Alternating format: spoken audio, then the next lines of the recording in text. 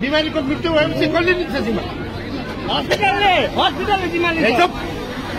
आफ्नो duty join गर्नुहोस्।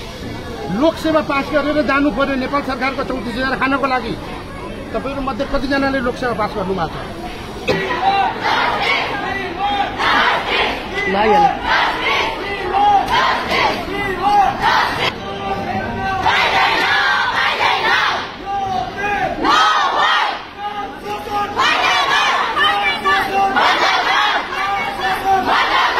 कोटीको बिमारी नहेर्ने, इमर्जेन्सीको बिमारी ताप लाग्छ नि तपाईहरुलाई 2-4 हजार रुपियाँको लागि बिमारीको ज्यान लिन पाइन्छ। बिमारीको मृत्यु भएपछि कसले लिन्छ जिम्मा? हस्पिटलले जिम्मा लिन्छ। अस्पतालले जिम्मा लिन्छ। तिम्रो ड्युटीमा नआउने अस्पतालले लिन्छ हो भने मिनिमम तलब भनेर सरकारले तोकेको छ। त्यसलाई त परिमार्जित गर्नु पर्यो नि त। उसले भोलि नेपाल सरकारमा प्रत्येक नर्सेसहरूले पाउने सुविधा सरकारी प्राइभेटको यति भनेर लेखेर पठाइदिनु भएको नि। त्यसमा यहाँ हामी संस्था बन्द गर्छौं, हजुर हामी सक्दैनौँ भनेर, या दिन्छौं। त्यसमा दुई मात्रै भएन। राज्य भन्दा ठूलो कोही पनि छैन।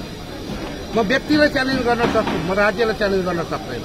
तर राज्यको म पनि ट्याक्स पेयर हो, संस्था चलाएर बसेको मान्छे हो भनिसकेपछि मलाई पनि त बोल्ने अधिकार छ। मैले आफ्नो अभिव्यक्ति राज्यसँग राख्नु पर्यो। हजुर हामीलाई त यसो गर्दा यो हुन्छ, हामीलाई पनि अप्ठ्यारो छ, कसो गरेर निकास निकालौं? नर्सेसले पैसा पाउनुपर्छ, त्यसमा दुई मात्रै छैन। तपाईहरुले 34,000 पाउनुपर्छ भन्नेमा त कुनै विवादै छैन।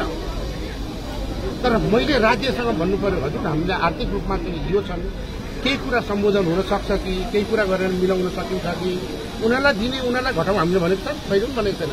मैले दिएको छैन तपाईहरुलाई 25, अरूले 15,000 दिँदा 25,000 26,000 मैले दिएको छैन। 28,000 30,000 40,000 50,000 60,000 खाने नर्सेस हुनुहुन्न। अनि त्यो कुरालाई बिर्सिन पाइएन नि त।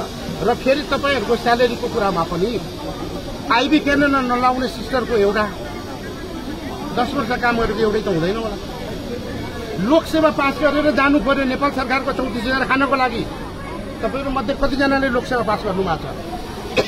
त्यसको पनि कुरा आउँछ होला, एक्सपिरियन्सको पनि कुरा आउँछ होला, सबै कुरा छ नि त।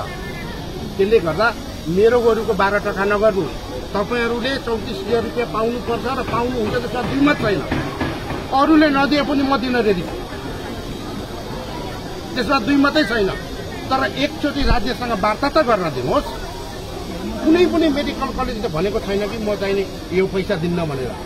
उनीहरूले भने हामीले दिँदाखेरि स्रोत कसरी मोबिलाइज गर्ने, यो सबै कुरा त हुनु पर्यो। त्यसैले कसैको पनि बहकाउमा नआउनु, आफ्नो धर्म नबिर्सनु, आफ्नो ड्युटी जोइन गर्नुहोस्। तपाईहरुलाई रकम कसैले दिएन भने दरकारकीले आफ्नो संस्थालाई दिन्छ, त्यसमा दुई मत छैन। तर त्यो तर्कसँग जानु पर्यो, नियमसँग जानु पर्यो। म जवाबदेही अध्यक्ष भएको हुनाले मैले काठमाडौँमा गएर सबैको अगाडि यो अभिव्यक्ति दिनुपर्छ। त्यो तपाईको चाहे जीएनजी होस्, चाहे त्यो नेपाल सरकार होस्, चाहे प्रधानमन्त्रीको अगाडि मैले भन्नुपर्छ, आफ्नो कुरा राख्नुपर्छ। र उहाँबाट के निर्देशन हुन्छ?